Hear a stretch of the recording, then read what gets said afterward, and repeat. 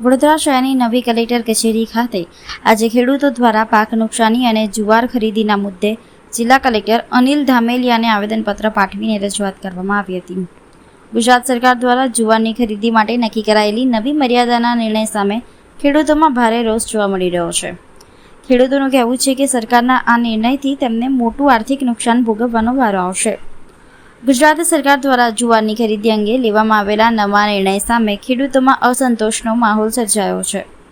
અગાઉ પ્રતિ hectare 18.50 quintal જુવાર ખરીદવાની જોગવાઈ હતી, જ્યારે નવા ઠરાવ મુજબ હવે માત્ર 10 ક્વિન્ટલ એટલે કે 1000 કિલોગ્રામ જુવારની ખરીદી કરવાની મર્યાદા નક્કી કરવામાં આવી છે। સરકારના નિર્ણયને ખેડૂત વિરોધી ગણાવતા મોટી સંખ્યામાં ખેડૂતો આજે નવી કલેક્ટર કચેરીએ પહોંચ્યા હતા અને જિલ્લા કલેક્ટર અનિલ ધામેલિયાને આવેદનપત્ર આપીને રજૂઆત કરી હતી। ખેડૂતોના જણાવ્યા અનુસાર જુવારના ઉત્પાદન ખર્ચમાં સતત વધારો થઈ રહ્યો છે, ત્યારે ખરીદીની મર્યાદા ઘટાડવાનો નિર્ણય ખેડૂતોને સીધી આર્થિક ખોટમાં ધકેલનારો છે, જેના કારણે ખેડૂતોમાં ભારે નારાજગી જોવા મળી રહી છે। ખેડૂતોએ સરકાર સમક્ષ માંગ કરી છે કે 10 ક્વિન્ટલની મર્યાદા તાત્કાલિક અસરથી રદ કરવામાં આવે અને અગાઉના ઠરાવ મુજબ જથ્થાબંધ ખરીદી કરવામાં આવે, જેથી ખેડૂતોને પૂરતો ભાવ અને યોગ્ય વળતર મળી શકે। ખેડૂતોએ ચીમકી પણ ઉચ્ચારી છે કે જો તેમની માંગણીઓનો યોગ્ય ઉકેલ નહીં આવે તો આગામી દિવસોમાં વધુ ઉગ્ર આંદોલન કરવામાં આવશે।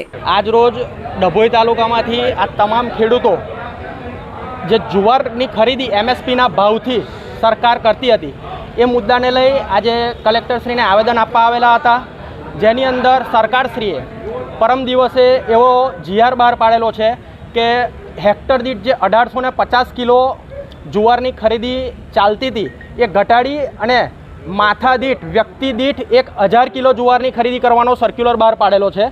એના કારણે ખેડૂતોની અંદર રોષ છે અને એ જ બાબતને લઈ આજે અમે આગળ આવેદન આપવા આવ્યા છે। એક તરફ સરકાર એવું કહે છે ખેડૂત બચાવો, ખેતી બચાવો, દેશ બચાવો, એક તરફ આ રીતનું ખેડૂતને સાંભેલા માર ઊભા બૈડે પડે એવા કામો કરે છે, તો અમારે શું સમજવું આ બાબતે? અને આ વસ્તુની રજૂઆત કરવા અમે આગળ આવ્યા છે।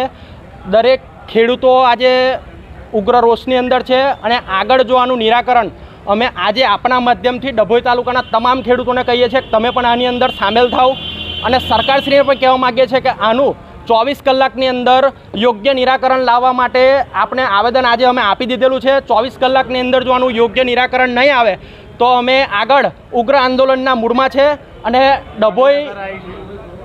ડભોઈ દર્ભાવતીની અંદર ઉગ્ર આંદોલન ખેડૂતો કરશે।